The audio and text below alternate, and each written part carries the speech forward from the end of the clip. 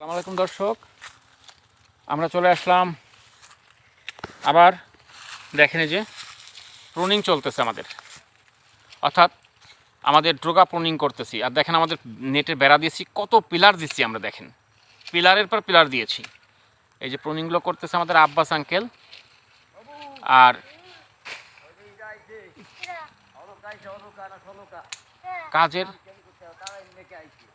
কাজের কোনো বিকল্প নাই। দেখেন কাজ কিভাবে করতে হয়, কাজ কিভাবে করে দেখেন। এই যে এই যে দেখেন কোথাকার অলকা, ওই যে বুড়ি 4 কেজি পেয়ারা বেচছি, 10 টাকা আমরা গাঠিতে এই ভাঙানোর জন্য দিয়ে দিয়েছি। আচ্ছা দেখেন এই যে চলতেছে আমাদের প্রুনিংটা।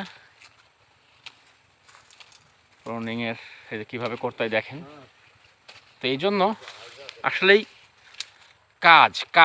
কাজকে মানুষ ভালোবাসতে হবে। কাজের বিকল্প কিছু নাই। যিনি কাজ করেন তিনি ভালো থাকেন জীবনে, আর যিনি কাজ করেন না, শুধু অজুহাত করেন, তার জীবনে ভালো থাকা সম্ভব না।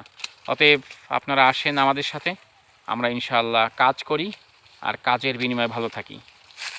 আর কাজ না করতে পারলে ভালো থাকার সুযোগ নেই। ওই মুখে মুখে কি করব, কি হবে, হবে কি না, ওই পারবো কি না, এইরকম লোকদের দ্বারা কখনো কোনো কিছু হবে না, সম্ভব না। ওই লোকগুলো সারাদিন খালি এইগুলাই করতে থাকবে আর কষ্ট ভোগ করতে থাকবে। তাই কষ্ট ভোগ না করতে চাইলে বীরের মতো যুদ্ধে নামেন। যারা সাহসী তারাই যুদ্ধ করে, আর সাহসীরা যুদ্ধে জয়ী হয়, ভিতরা না। ভিতর জন্য জয় কখনোই আসে না। তারা তো কাপুরুষ, তারা আবার জয় পাবে কোথা থেকে? তারা তো যুদ্ধে যাওয়ার আগেই মরে যায়। আর যে যুদ্ধে জয় নেমে পড়ে তিনিই জয়ী হয়ে ফিরে আসে, তিনি হচ্ছেন সুপুরুষ, বীর পুরুষ। তো আসেন, যুদ্ধে নামেন, ইনশাআল্লাহ জয় আপনাদের আসবেই। আর যিনি নামবেন না তিনি তার ব্যক্তিগত ব্যাপার, সেটা নিয়ে আমাদের কোনো মাথা ব্যথা নেই। তো ভালো থাকেন। আসসালামু আলাইকুম।